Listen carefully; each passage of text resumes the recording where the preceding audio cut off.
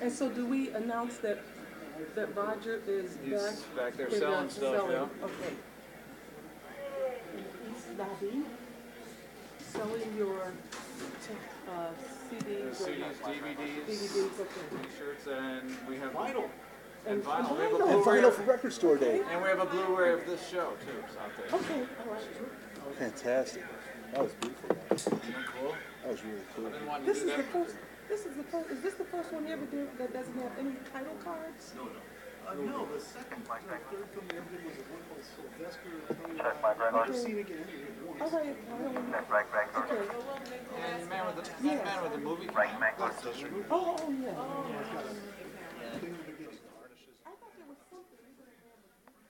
Well, there was a little explanation at the beginning. And this one has nothing. Yes, that's very good. Okay. So let's give you guys 2 and 3, and then we'll give. Yeah. Like that's gonna stay. You want that one? We can share. We're used to sharing.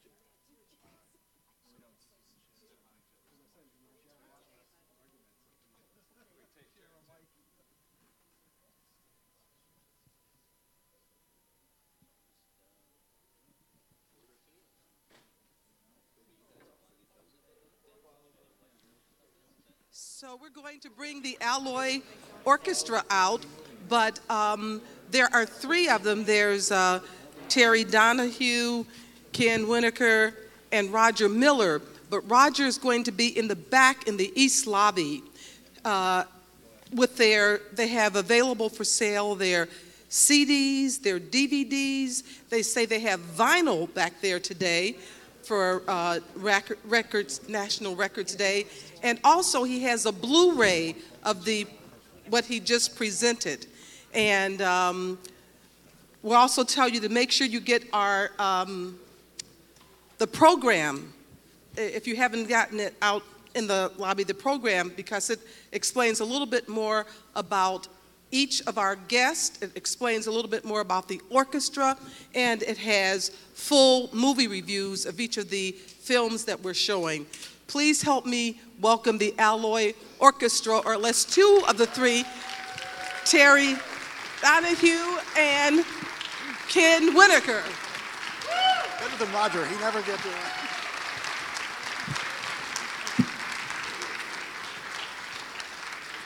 And I tell you, I am really eager to hear the explanation for this. So we're going to welcome back out Professor Richard Newport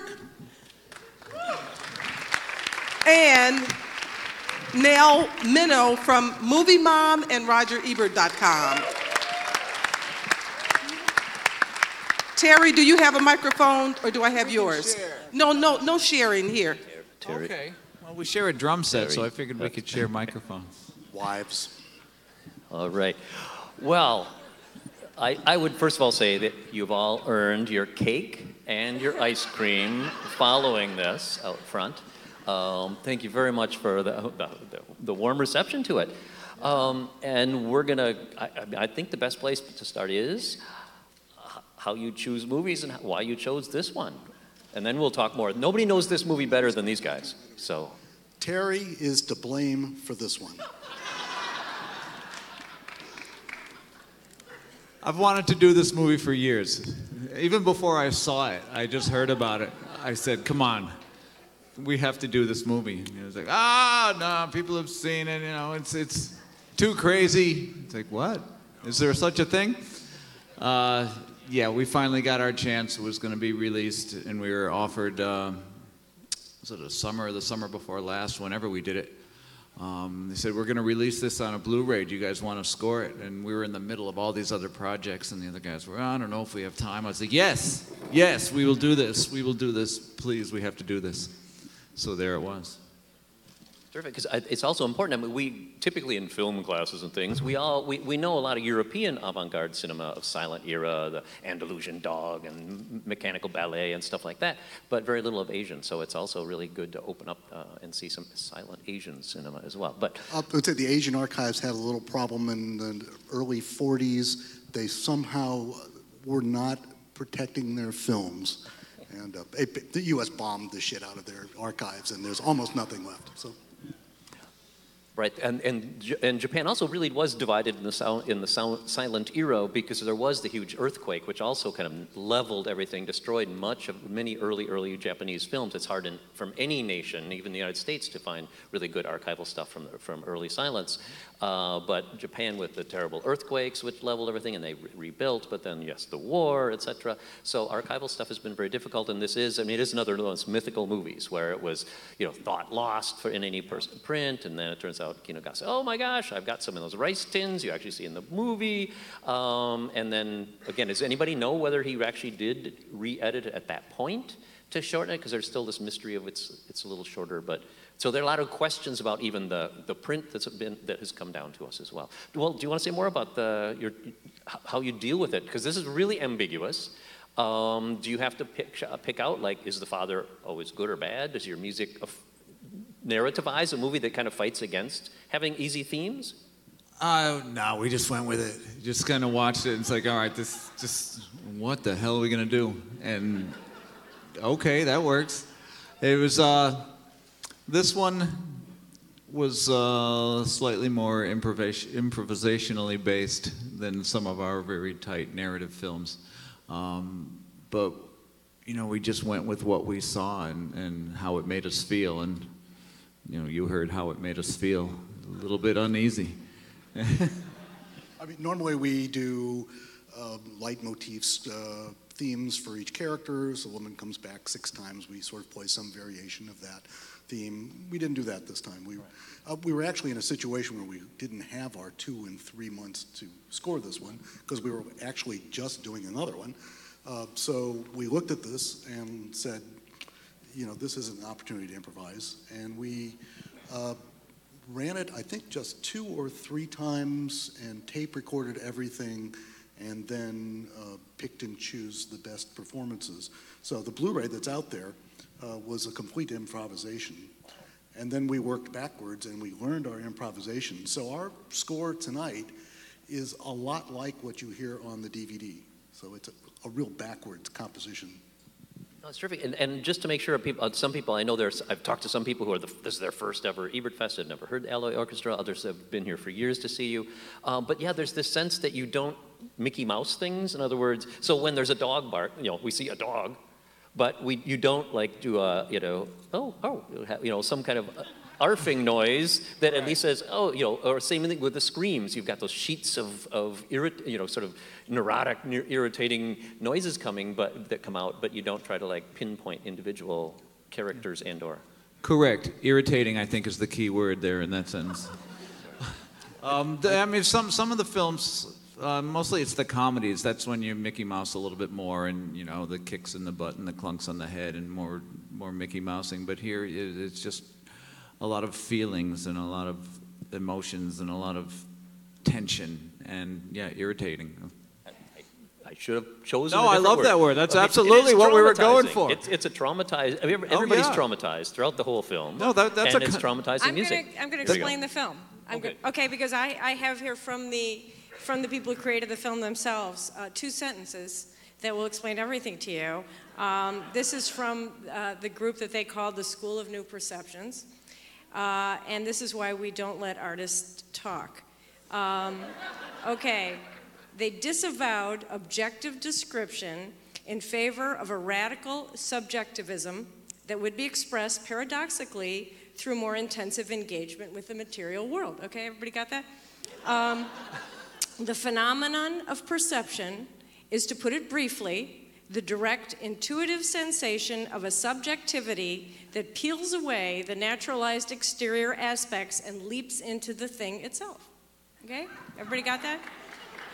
Yeah. So I want to ask... So which scenes did that best for you? But anyway, go ahead. All of it. So I want to ask, I got that I wasn't hearing a theme assigned to a character, what I call the Peter and the Wolf thing. Right. But I was wondering if I was hearing a theme assigned to what you thought was interior to the characters versus exterior, what they were thinking versus what was actually happening. Did you have some kind of a roadmap of that? I would say not, actually. I mean, Okay. Typically when we do a film, we rely on, as we were talking about, the films are edited in an orchestral or a musical fashion. And early on in our careers, I began to realize that we didn't have to sort of second guess the director's decisions about how to pace the film. When you're doing a rock band or a symphony, you're typically making the decisions to, bring, slowly introduce subjects, bring them up to a climactic thing, bring them down, give a little pause, a little breathing, back up again, and you create, the arc. This film has so much of that in a way that it's almost confusing to keep following it. So to some degree, we had to ignore some of the stuff that was going on in the film, break it into comprehensible parts, and kind of rescore our own dramatic arc in it.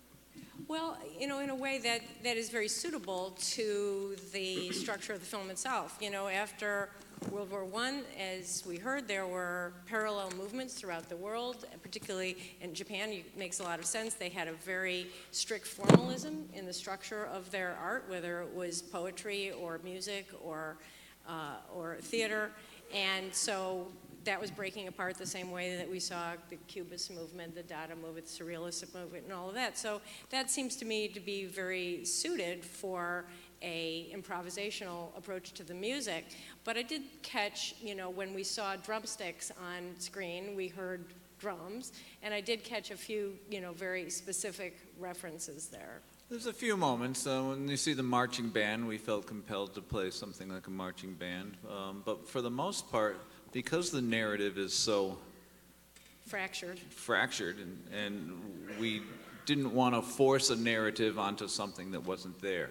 So that's why I think we just opened up into the chaos that we saw. We tried to reproduce the chaos to what you hear as to what we saw.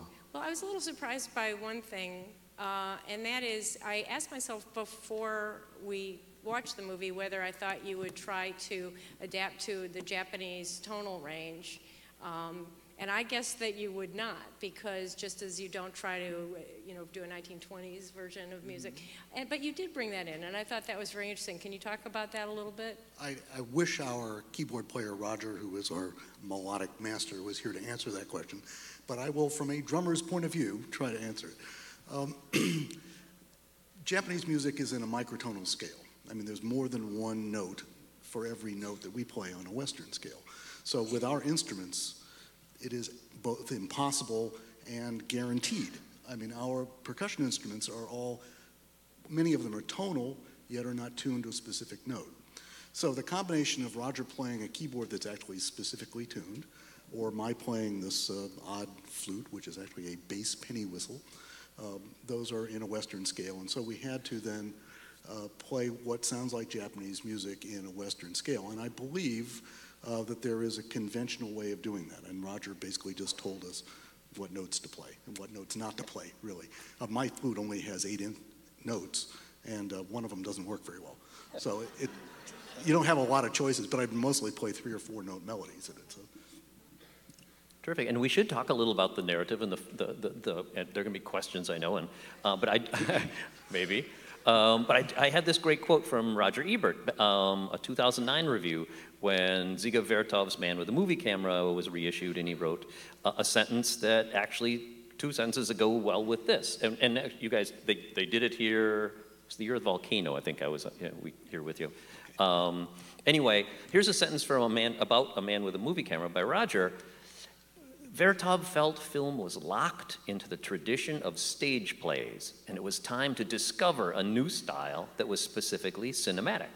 Movies could move with the speed of our minds, and they did not need any dialogue, which fits perfectly this movie as well. So you go out of your way to kind of find movies also that allow this kind of free play of music? Or is that one thing that kind of attracts you to, like you did the Vertov Man with a Movie Camera?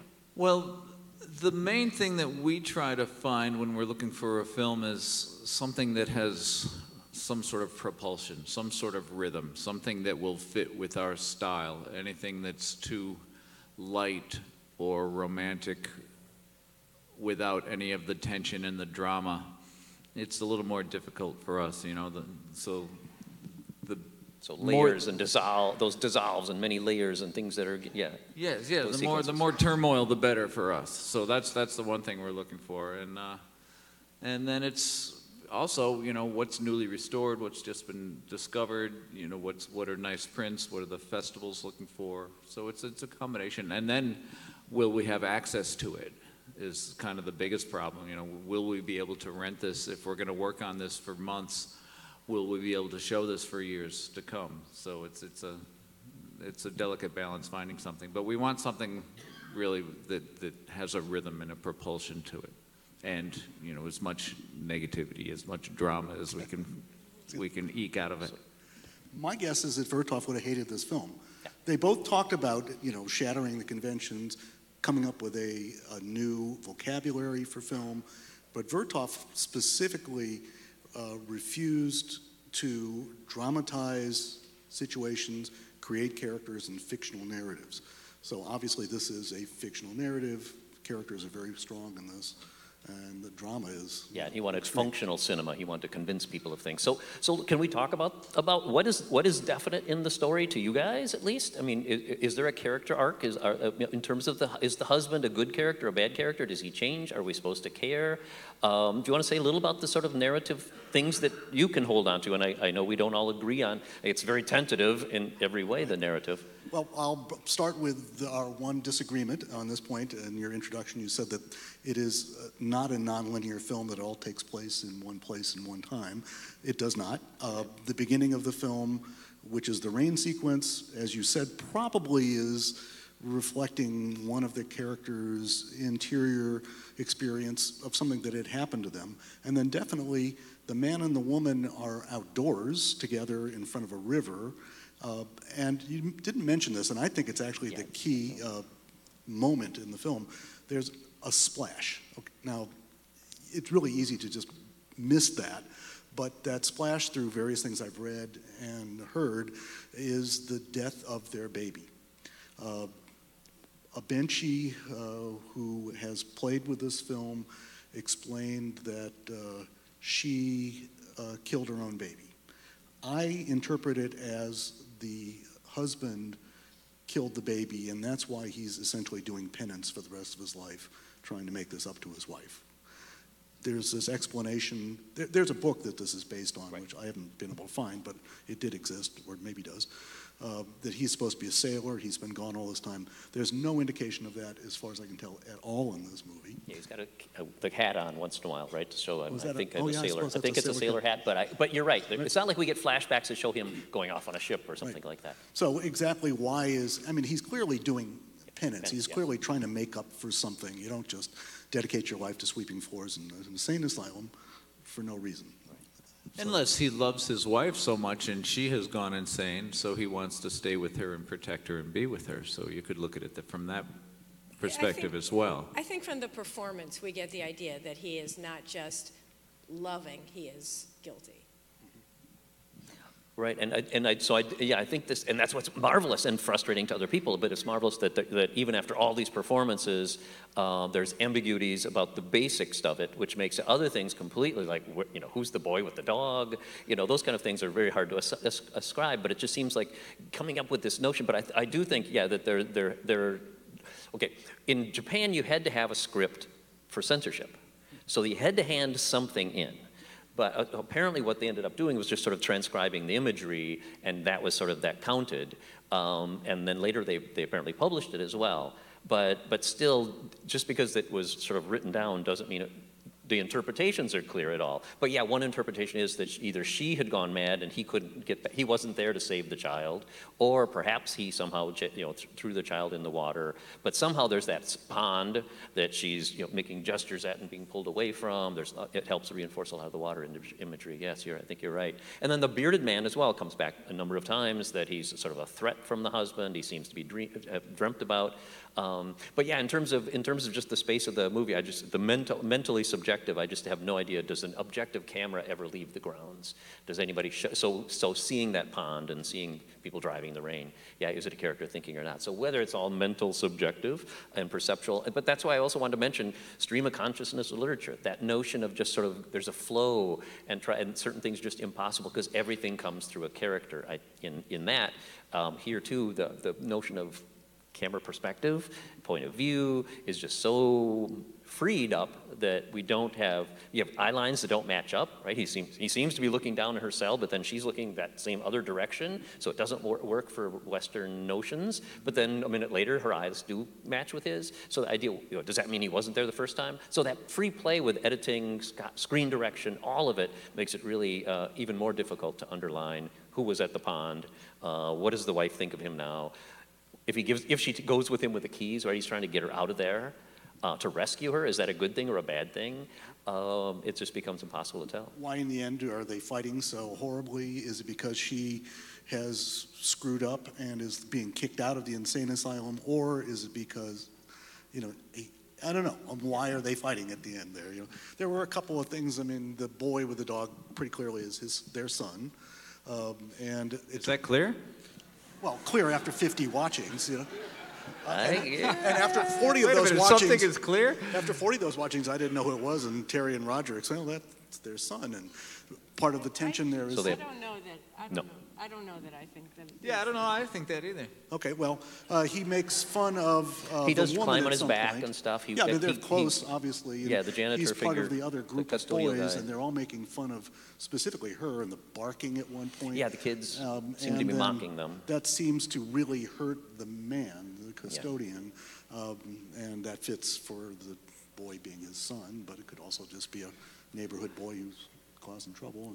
Right, and even the dancer is like, is she really in there, or is she a Yeah, what is metaphor? the Like, dancer? because all the other women seem to be in big clusters in those sort of, the men are here, the women are there, but then she is the erotic object that seems to trigger the women as well as the men to go kind of crazy.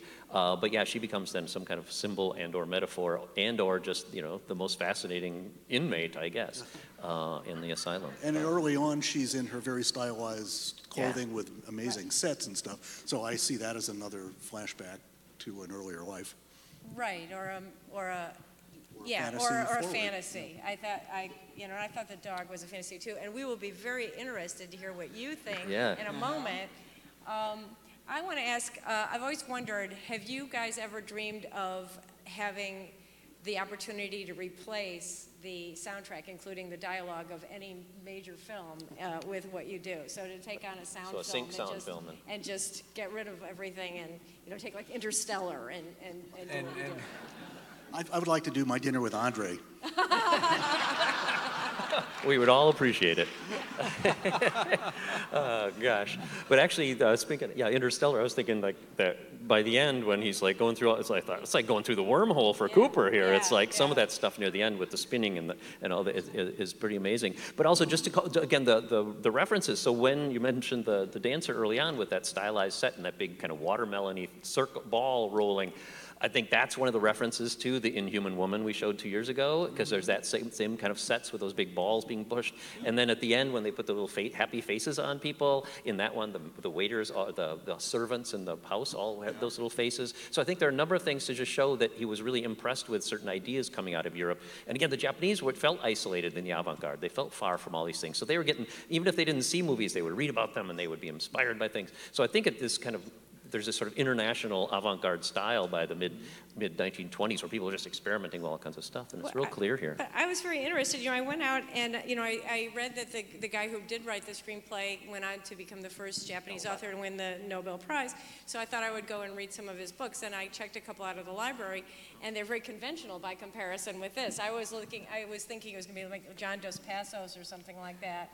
But they're This seems to be their early, they're young at this point, they're experimenting, and they each found their own style. By the You're time right. he got to the 50s, he was really just writing novels, where one thing happened after another, and you knew what was imagined and what was real. Yeah, no, that's very true. Go figure. So shall we open up? I assume there are questions? Can I ask a question? Oh, please. I'd like of the people out here. Yeah, yes. When I watch this film, it's confusing and it's frustrating, but I'm actually quite captivated by it. And there's enough visual excitement to it as well as just all the tension and all the questions, and it really tickles my fancy. But I have never had an opportunity to see who else agrees with me. So can I get a raise of hands here? A vote yay or nay on this? How many people thought this was actually intriguing? I mean, you obviously sat through it, and even the question is, yeah, did you guys find it intriguing or did you find it off-putting? So the yays, raise your hand if you agree. So there's plenty of non-hands up there. And then, Let's see the no's. yeah, those are just, we're not, Yeah. those were not just not So maybe engaged do or. Max Senate next year. Right. But no, and I think one of the issues with it, and for somebody at least who tries to, especially to 18-year-olds who are, to try to show avant-garde things once in a while, if this doesn't have the sort of, at least the sort of carefully composed shots. I mean, there's some really stunning, I think some really stunning stuff, but it's not the kind of thing that people say, oh, well, at least that segment was like really, aesthetically beautiful, because it's fighting against a lot of that sort of pretty shots. They only had a few cameras in this almost empty studio space to shoot with, etc. And when they do come up, they're like, really expressionistic, the mouths open and things like that. So in some ways, I think some of the visuals that people at least think, oh, that's very artistic, this is so much more nightmarish expressionism maybe, but we'll see what people think. So any questions? It's really hard for us to see. I see. Down here. Well, wait for Oh, do we have mic people? The microphone will Oh. tell us where they are. Row center. Okay, great. Two brief musical questions. Any idea of what kind of music they played when it was first shown? I do not. Richard tells me that he has actually read that it's unknown. It's certainly unknown to us. So. Yes, there's some. Second one. Oh, go ahead. During the parade scene, I'm going, that sounds like Jim Morrison and the Doors, the Texas Big Beat. Texas Can't say that we Radio. had that in mind, but we are certainly of the era to have ingested that as young men. So now somebody's probably going to sue us. So. Oh, we have a question right here in the center. Yeah, probably a comment and a question. The comment was that you had talked about the fight at the end, and I think you're talking about when there's a car that the daughter and her, I guess, lover are in, and it's superimposed into the asylum, so I assumed that was a flashback to an earlier altercation between this husband who was obviously pretty abusive, and in my head it was the mother agreeing with the relationship and the dad not, and so that's what was going on. That's just a comment to fit in some pieces. But the question was, you talked about improvising the score and then going back in and rebuilding it. But I felt several times you anticipated a scene, specifically the dancing riot. They're walking in, and it doesn't look terribly foreboding, but that was a good 5 to 10 seconds before all hell breaks loose, and you were already. So did you build that back in, or did you just happy accident improvise that sense of building tension? Well, when we first did it, we improvised it, and then as we went back and learned our improvisation, you learn the film a little bit more, so then you're ready to anticipate things that are coming. So it's a blend of all these things. We go with our gut feeling, and then the more you watch it, then the more structure kicks in with our score. So if it's still an improvised piece, but you know when it's coming, and you know basically what the feel is going to be. So it's sort of a hybrid situation. And just to go back to your comment, yeah, that scene is very, it seems to be mixing, at least to me, mixing a bunch of things together, because there seems to be it looks like, so one interpretation anyway is that the father is imagining his daughter being married to the bearded man in the asylum, and he's sitting inside the car, so it's a hallucination or a fantasy or a fear of the husband, and then the fact that he's beating his wife. I mean, it does show, again, how troubled everything is, but it seems to be a nightmarish scene where he's taking two different nightmare scenarios. He's attacking his own wife, if it's his memory and flashback or fantasy, and he's having a fantasy that's upsetting him about his daughter with this bearded man who's in the institution, who ends up bowing to him at the end, right? I mean, I think, so it's mashing together a bunch of different nightmarish kind of things, and if it's somebody's, that's where it's impossible. It's not like Casablanca where you go, you start to play the song and he imagines being back in Paris, and then you come back out of it. We never get those ideas of, oh, I'm imagining this, and then come back to any normal state. And that's why I think that part is completely incoherent in terms of who's doing what's going on, and it's just become, things are just out of control. Well, but maybe, it is a striking maybe scene. I'm too influenced by Dr. Caligari, but there was a part of the movie where it seemed plausible to me that actually it was the husband who was crazy and everything was happening was inside his head. So. No, it's very true. And yeah, just to remind people then that Caligari is, with the end thing, that the narrator who's been telling you a story turns out to be an inmate telling a story about other people. So nothing is trustworthy, and I think that's certainly true. They pulled the rug out completely in this one. Or perhaps it's from the dog's point of view. Just like the Andalusian dog. It's true. Yeah, they didn't put a dog in that. Well, that came out later. Any other question? I see a hand. On the floor to your right again. Oh. Hi there. Sorry. Thank you, mic stand. The talk about Caligari kind of made me think while I was watching these silent expressionistic things and then much later Japanese cinema that could have been inspired by this. But we don't necessarily have proof about who saw this and what. Is it more compelling for both of you as critics and historians to imagine that other filmmakers got their hands on this and were inspired by it, or in a sort of, there was a thing I read years ago, anthropologists talking to South American tribes, and every one of them says whatever development they had in their civilization, the plants told us to.